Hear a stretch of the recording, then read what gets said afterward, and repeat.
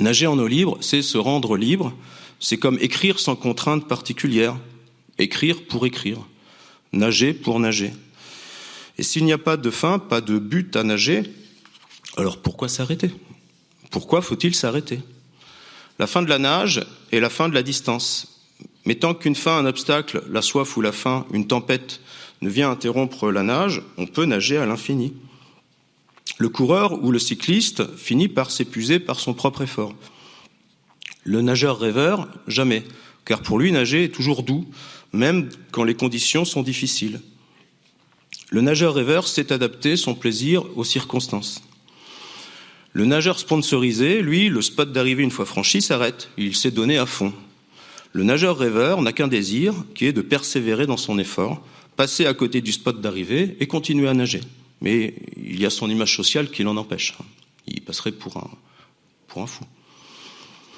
Sinon, ne pas sortir de l'eau, ne pas avoir pied, ne pas rejoindre la terre, l'appui lourd, garder cet appui léger, inconscient de la flottaison, de la suspension, nager infiniment, ne pas être infidèle à cette eau qui offre la sensation du mouvement perpétuel, cette eau qui est pourtant parfois noire, souvent opaque, où les algues des rivières viennent de temps en temps vous caresser le ventre.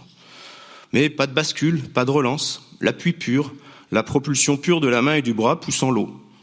Poussant l'eau, je tire mon corps dans l'eau. L'eau est un milieu intermédiaire pour l'être humain, entre flotter et couler. Elle est à la fois élément de résistance et matière d'appui permettant l'impulsion. Que veut dire libre quand on parle de nager en eau libre ? L'eau libre se distingue de l'eau en bassin, en piscine, là où l'on s'entraîne principalement. Le nageur en eau libre nage plus en bassin qu'en eau libre. L'eau libre est celle de la nature par rapport à l'eau contenue de la piscine, de la culture. Pour autant, l'eau du bassin garde la naturalité de l'eau et permet la sensation aquatique. Et l'eau libre, quant à elle, n'est pas toujours si naturelle que cela. Ça peut être l'eau d'un étang artificiel, d'une rivière dont le cours est retenu par des écluses. L'eau est testée, par ailleurs, c'est donc dans un milieu sanitairement contrôlé que l'on nage en général. Et malgré tout, le nageur est libre dans une eau libre. De quoi est-il libre ? Il est libéré, avant tout, de la recherche de la vérité, de la raison profonde pour laquelle il nage. Le nageur est une pierre douée d'une conscience, pour reprendre l'image de Spinoza. C'est un corps qui avance dans l'eau avec une conscience. Il a une conscience parce qu'il avance dans l'eau et non l'inverse. L'eau est la conscience d'un corps qui avance. On ne sait pas vraiment si le corps est distinct de la conscience ou si les deux forment une et une seule substance. On sait juste que j'ai un corps qui fait le nécessaire automatiquement pour glisser et que je suis un corps puisque l'un des sentiments les plus forts de la nage est celui de l'unité du moi dans l'eau. Il faut estimer son corps jusqu'à être son corps. En tout état de cause, la jouissance consiste notamment à ne pas savoir pourquoi on nage. La cause profonde du désir, elle est au fond des eaux. Elle a coulé en nous depuis longtemps. Au fond d'un océan, elle s'est enfoncée dans la terre des océans même. Et pour aller voir, il faudrait s'équiper, trop s'équiper, et certains en sont morts. Go and see, my love. See, S-E-E et see, S-E-A. La cause profonde de Spinoza est un dauphin. Pour tenter d'en dire quelque chose, nous pouvons citer Bachelard, toujours dans L'eau et les rêves, et qui écrit à propos de la nature et de la poésie de Winsburn. Oh, je coule. Je cite Bachelard, le complexe de Winsburn, nous en sommes sûrs, sera reconnu par tous les nageurs. Il sera surtout reconnu par tous les nageurs qui racontent leur nage, qui font de leur nage un poème, car c'est un des complexes poétisants de la nage.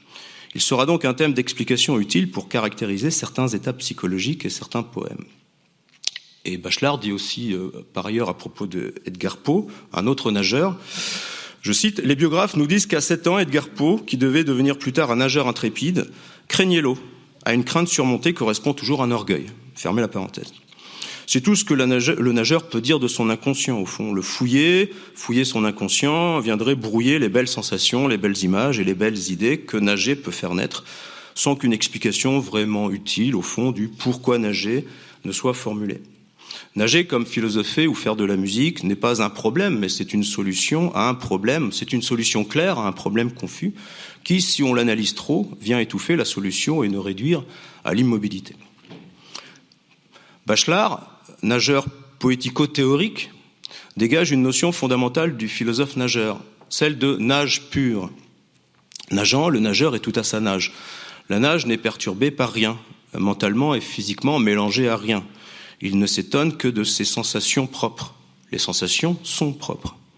Le nageur n'a pas de sentiment. Quel sentiment éprouverait-on en nageant ? La pensée dans la nage devient elle-même une sensation.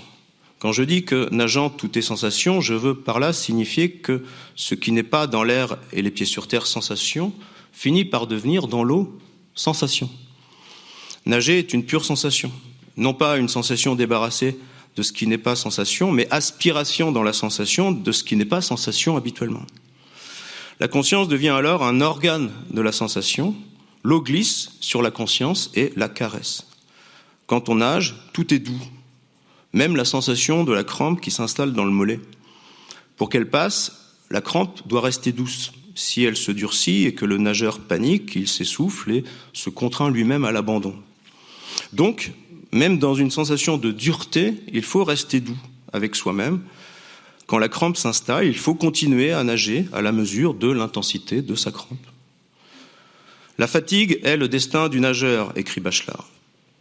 Certes, mais tant que le nageur reste doux, celui-ci garde la conscience et la conduite de son destin.